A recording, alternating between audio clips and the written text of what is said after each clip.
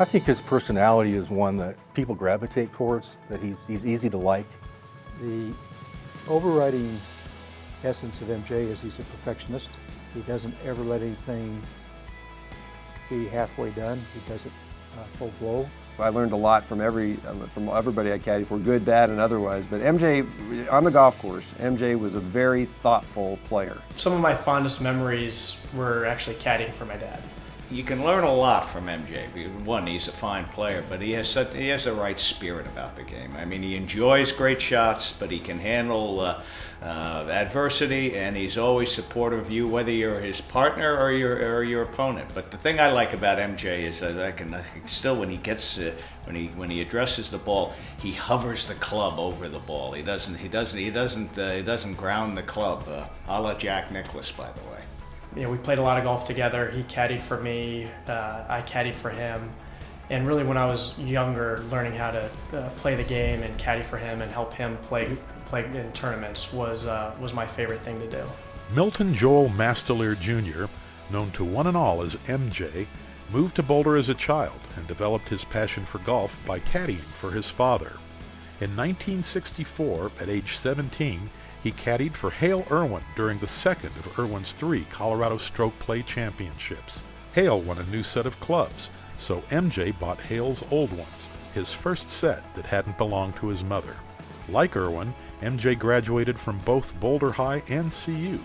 He lettered on the golf team that won the Big 8 Championship in 1968. His passion for golf continued through his days in law school and the mortgage banking business. He qualified for and played in the 1980 and 1985 U.S. Amateurs, the 1984 and 1987 British Amateurs, and the 1981 U.S. Mid-Amateur.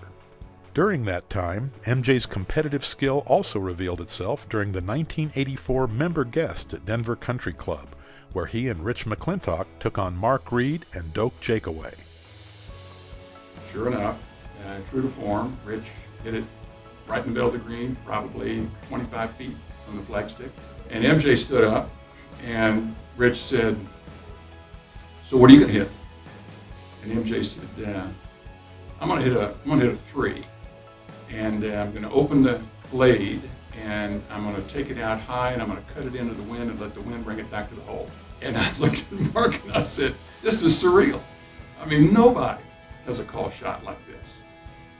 And with that, MJ tees the ball up a little higher than normal, opens up the blade a little bit, and the wind's quartering from right to left, right at us, and the ball just jumped off the tee, right? I mean, as high as I've ever seen a 3-iron hit.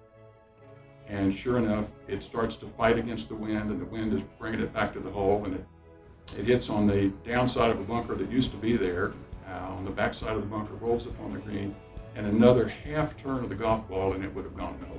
And with that, in true classic MJ fashion, he goes, "Oh darn, I missed it."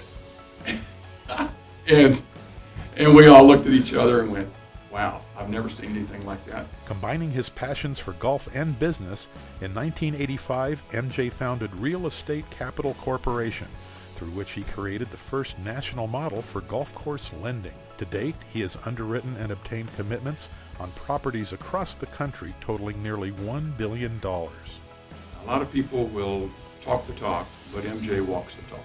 And MJ has been a very competitive businessman when he was involved with the mortgage company. We did several transactions together. He was able to take both his knowledge as a mortgage banker and his ability to be a communicator to a great success in that business. MJ not only contributed to where the game was played, he also contributed to how it was played. With the encouragement of USGA President and Colorado Golf Hall of Famer Will Mickelson Jr., in 1986, MJ joined both the USGA Executive Committee, where he rose to Vice President, and the Colorado Golf Association's Board of Directors, where he would serve for 22 years, including 2 as President. Thinking back my 33 years at the USGA, I'd say that MJ was definitely in my starting 5 in terms of the most impactful volunteers at the USGA. His breadth of knowledge of everything that the USGA does was remarkable. He said that the rules are the hub of everything that the game stands for. MJ developed a sincere appreciation for the rules of golf.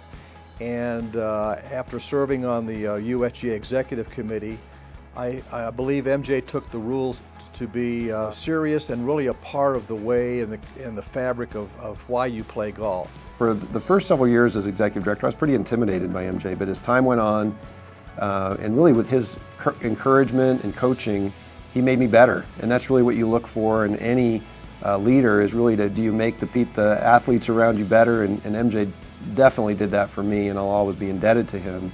While on the CGA board, MJ convinced his fellow governors to compete for the acquisition of the golf course owned by the Lowry Redevelopment Authority. With MJ as the driving force, the CGA won the bid.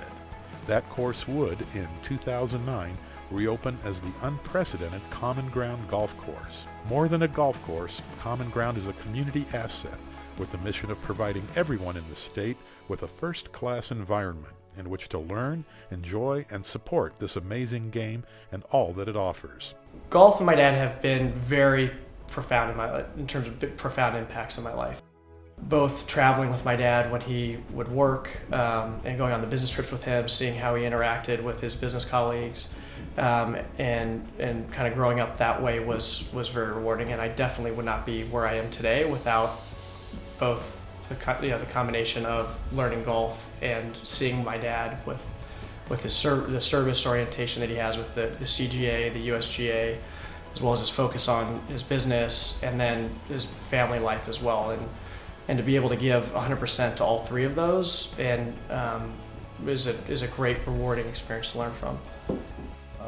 MJ and we used to look like brothers when I had red hair, but we've been very close, and it was all through golf. It's all through golf. Our relationship was really more like a teammate type of a relationship, where we would help each other, practice with each other, try to make each other better. And so we really weren't competing so much as we were teammates. When you think about golf and the Colorado Golf Hall of Fame, and you think about who's in it and the impact they've had on the game, MJ fits in beautifully. His impact on the game, nationally, internationally, and statewide, is enormous. For his invaluable contributions to golf in Colorado, the U.S., and the world, the Colorado Golf Hall of Fame's Board of Directors welcomes MJ Mastalir as the newest inductee into the Colorado Golf Hall of Fame.